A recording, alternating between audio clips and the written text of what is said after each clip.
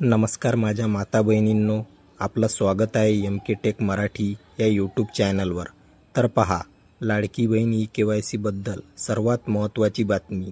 ज्या महिलांना पती किंवा वडील नाही त्यांना विचार पडला होता की ई-केवायसी करताना आधार कार्ड कोणाचे द्यायचे, तर त्यांच्यासाठी खुशखबर आहे। आता तुम्हाला काळजी करण्याची गरज नाही।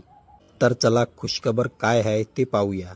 तर पहा, लोकमत हे बातमीपत्र आहे आणि हेडिंगमध्ये पहा काय सांगितले आहे की वडील नसतील तर द्या नातेवाईकांचे आधार कार्ड। आता याबाबत सविस्तर बातमी पाहूया।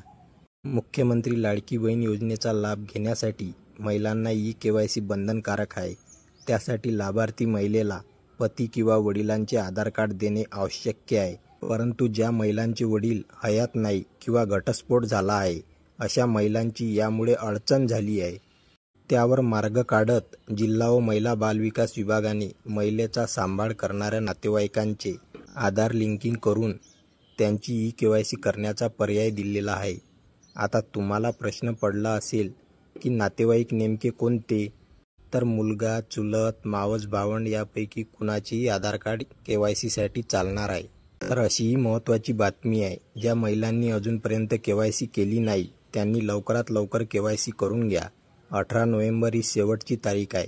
हा व्हिडिओ तुमच्या जवळच्या सर्व माता बहिणींना शेअर करा। माहिती आवडल्यास व्हिडिओला लाईक व असेच माहितीपूर्ण व्हिडिओ पाहण्यासाठी या चॅनलला सबस्क्राईब करून घ्या। धन्यवाद। जय हिंद, जय महाराष्ट्र।